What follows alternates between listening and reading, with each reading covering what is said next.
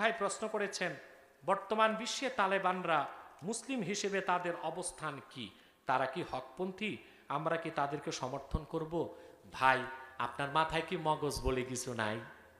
দুনিয়ার একটি পরাশক্তি 19টি বছর তাদেরকে শুধু বোমাই মারলো।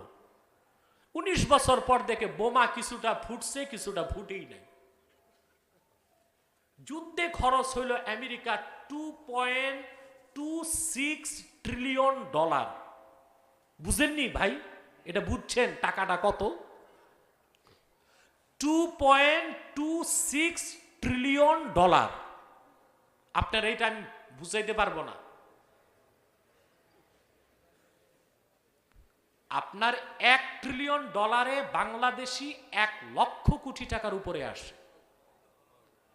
$2.26 ট্রিলিয়ন তারা খরচ করেছে এই যুদ্ধে।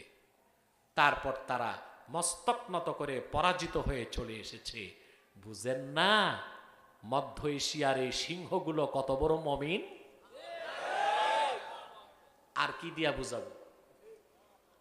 হ্যাঁ বলেন না, আর কি দিয়া বুঝাবো? এমনি তো আমি আল কায়দা তালেবানের পক্ষে কথা বলেছি।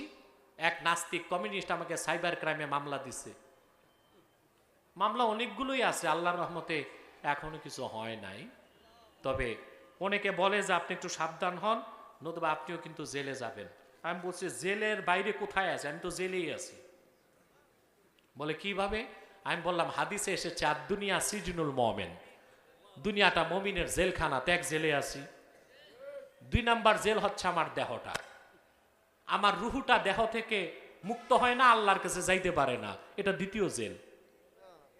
তা আল্লাহর গোলামি করে তার হাবিব মুহাম্মদ সাল্লাল্লাহু আলাইহি সাল্লামের গোলাম হিসেবে যদি 14 শিখের জেলও যেতে হয় মেনে নিব তকদির হিসেবে। তাই বলে হক কথা তো বন্ধ রাখতে পারি না, মৃত্যুর আগ পর্যন্ত বলে যাব ইনশাআল্লাহ। প্রিয় সুধী, তারা শুধু মুমিন নয়, সারা দুনিয়ার মুমিনদের মডেল। এতটুকু বলে দিলাম, আর কিছু বলবো না।